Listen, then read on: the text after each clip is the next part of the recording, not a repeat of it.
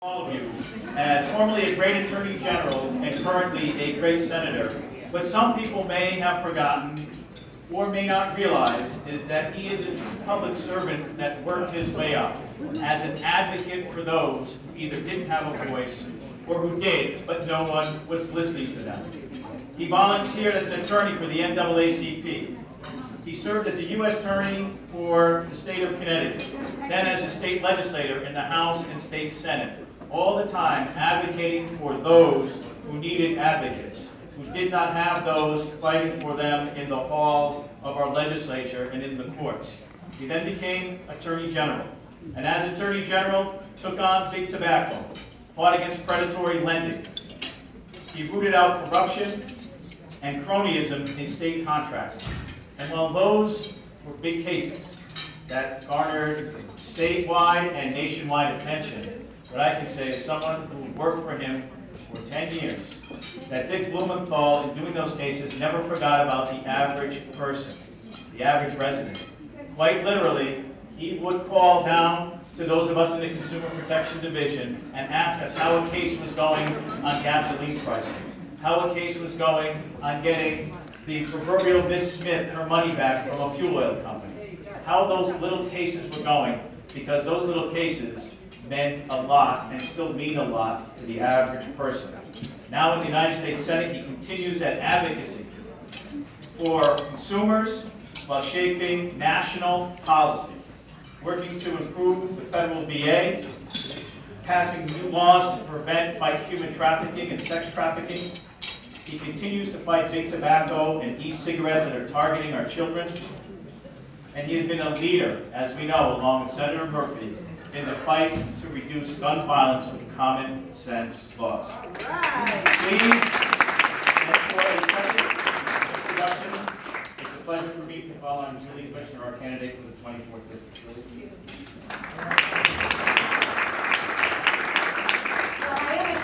But I'm actually speaking now as the director of the United Auto Workers, and I have the great pleasure to introduce a second introduction to our keynote speaker tonight, Senator Richard Blumenthal. You know, I could talk for hours about Dick's accomplishments when he was our AG, and I will say to William Tom, he's a role model to be followed because he was an activist AG who didn't just sit in an office and prosecute cases. He was out there helping people and on the road, and everywhere we saw Dick whenever there was a struggle or a need. But I want to talk about him when he ran for state senate, because something very amazing happened. When he ran for state senate, for U.S. Senate, the very first time, I got a call, would I be willing to host a party at my house for Dick? A get-together, not really a party, not a fundraiser, on a Wednesday morning at 10 a.m. And I said, you know, I'm always willing to open my house, especially for somebody like Dick Blumenthal.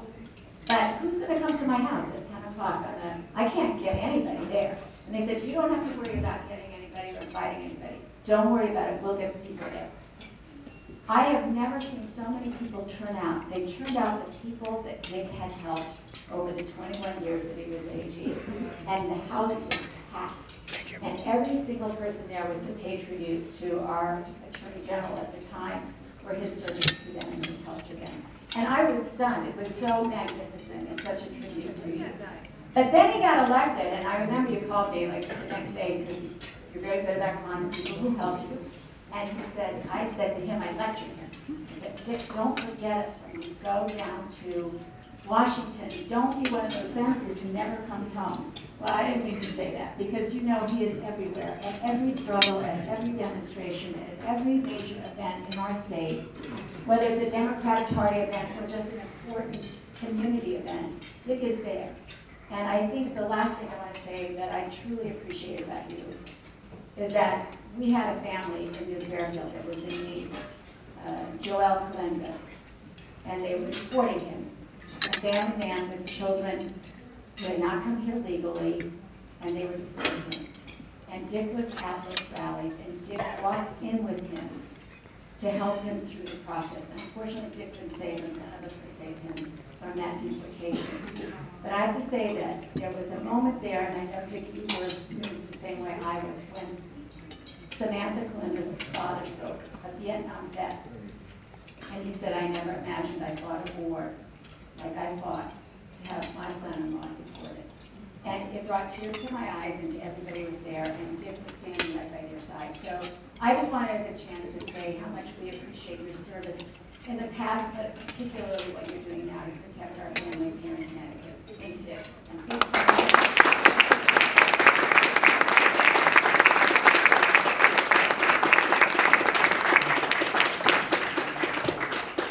Thank you so much, Julie, and thank you, Tom.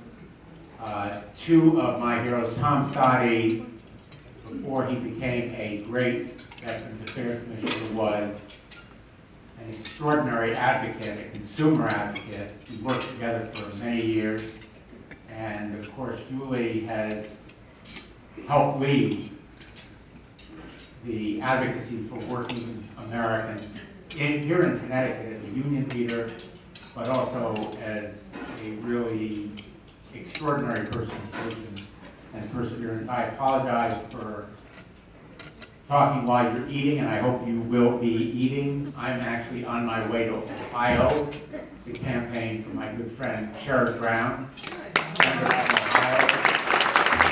I'm going to be spending part of tonight and then all day tomorrow going around Ohio with Sherrod, and we need to take back both the Senate and the House of Representatives. We need to take back both of those houses, and we need to keep the 5th District Democratic, don't we? Yeah! So, you know, Julie's race really epitomizes what we have to do here in Connecticut, because we sort of take for granted when we have states like Ohio that are purple, contested. Sherrod is a minority among statewide officials who's Democratic, that we are always going to be in control, but it ain't necessarily so.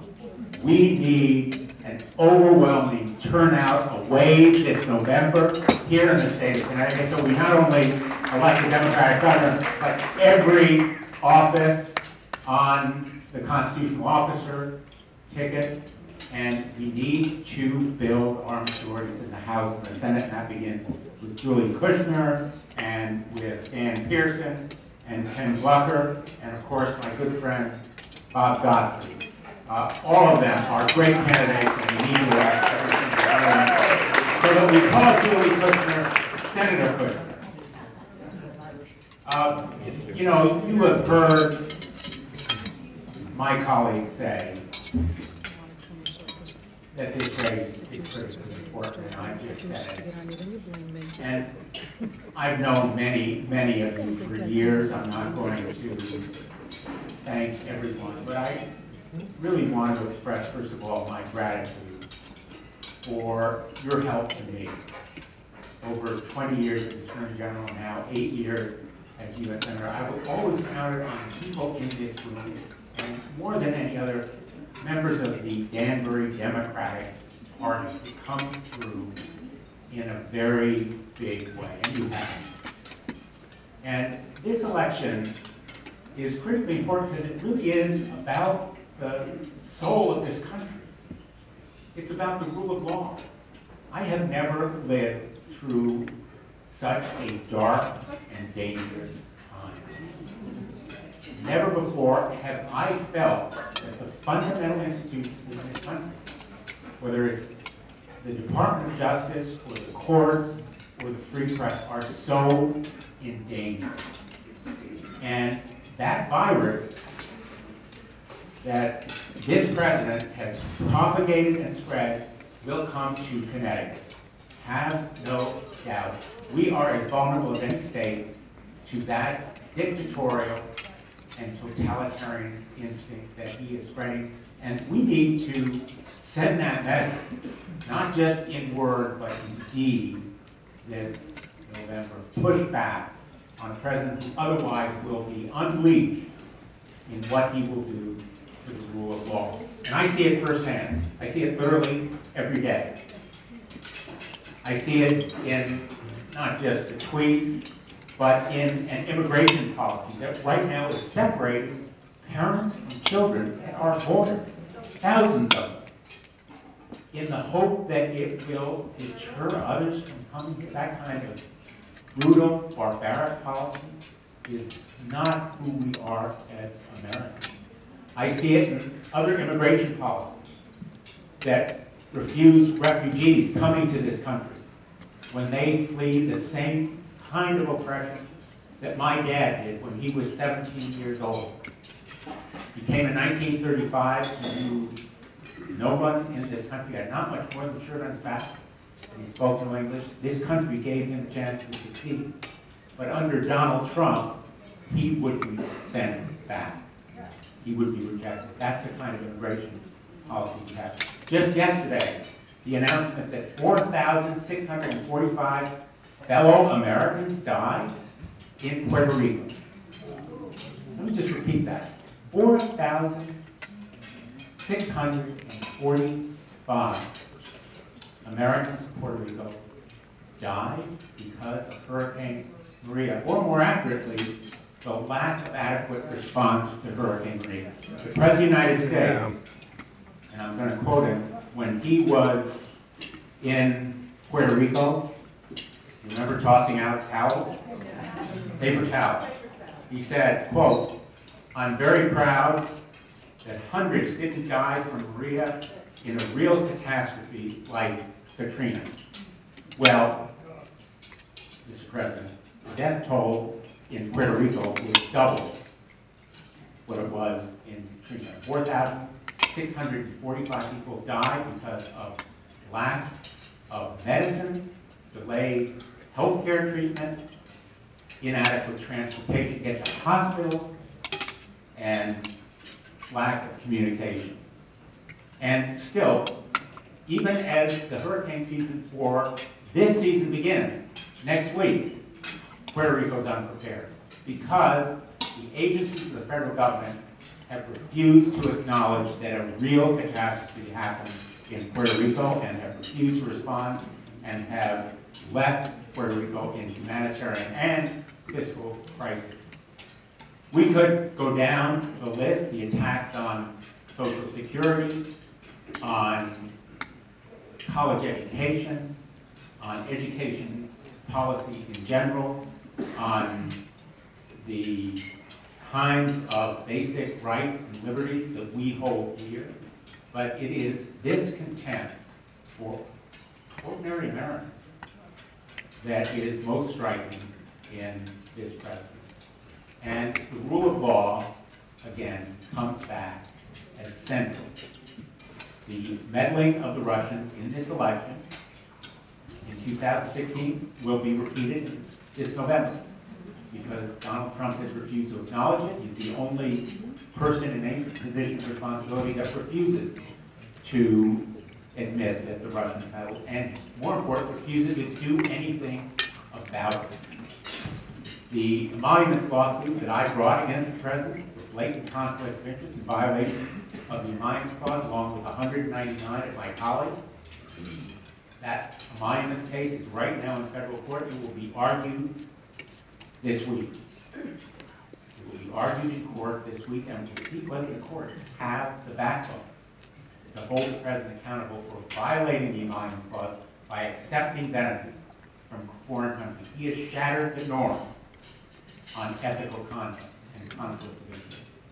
I believe that this nation will survive this pressure, but only because good people will come together, as you are doing in this election, and making sure that we preserve our democracy against the threats to the rule of law, against the threats to individual rights and liberty, against the threats to freedoms that we, many of us, took for granted as being beyond attack.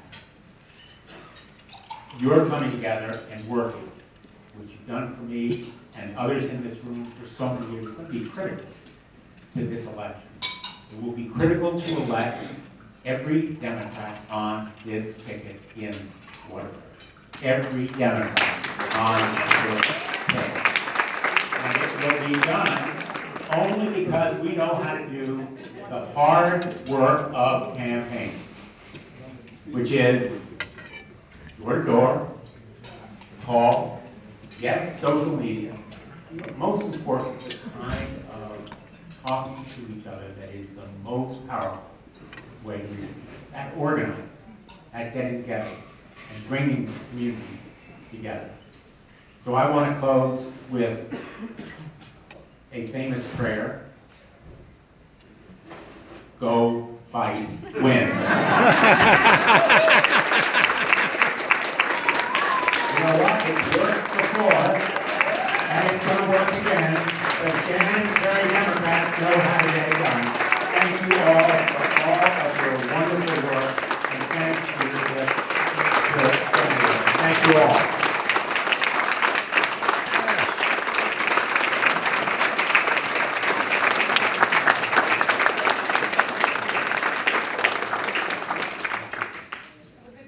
Thank you.